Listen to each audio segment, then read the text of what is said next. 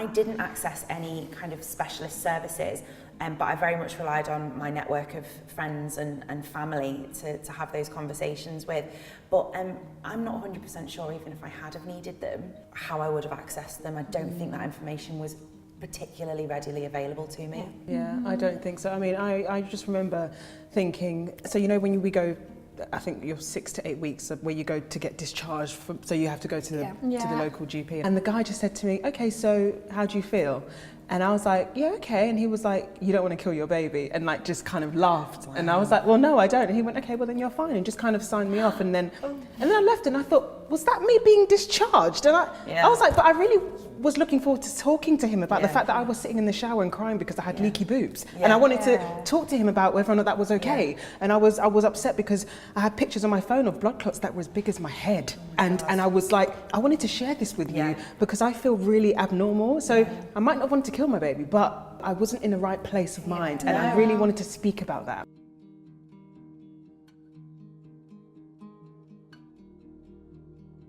None of mine asked me. I mean, they kind of said, you know what baby blues is, right? And I was like, no, but okay. And they went, well, it's just where you feel a bit sad, but it's okay, it will pass after a week.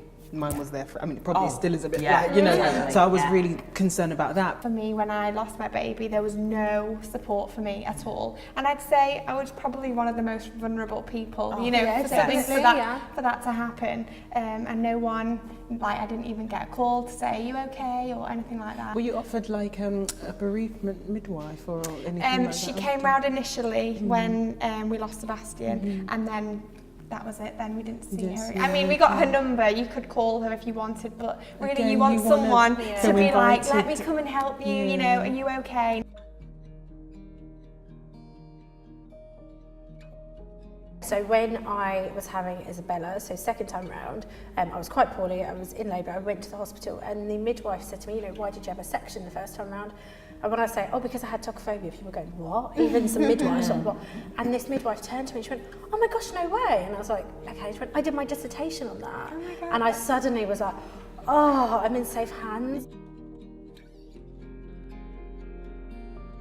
I have a really great group of mummy friends, and I met them through NCT, National Childbirth Trust. Okay, there's definitely some sort of like some competitive parenting sometimes, like what's your baby doing, or my baby's doing this, or what have you bought, or I bought this, or my baby's sleeping. Great. Good for you. But on the whole, it's just generally a great support. You know, there's someone on the end of the phone at 4 a.m. when it's really dark and awful. I know somebody said to me, you're paying all this money to go on an antenatal course and you'll basically just be part of a WhatsApp group. I cannot stress, even if that's what it was, that WhatsApp group has been a lifeline to me, even if that's just what it was. Also for me, definitely social media.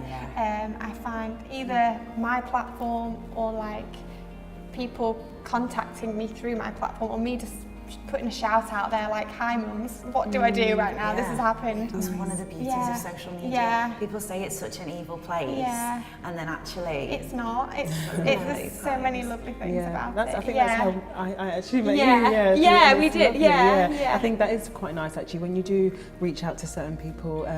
I found that the social media side of it was quite nice for me, because having a baby in an area where it's not my home and not having my family or friends close by, I felt so lonely. Did you give birth and I didn't have Liverpool? I did. So, and obviously with my family and everyone being in London and Surrey, I didn't have anybody. So I found that it was quite nice sort of reaching out on social media to other mums.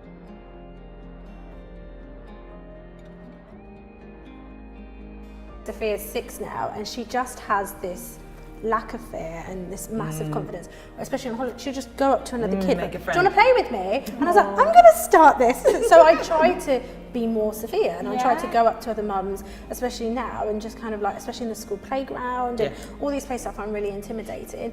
And I kind of was like, hi, not necessarily, do you want to be my friend? But I was kind of like, oh my gosh, there's these other mums who feel like me and talk like me and do things that I do. And I think being a mum is probably one of the only real legitimate opportunities that you do have to say, hello, be my friend. You're a mum, I'm a mum, that's enough.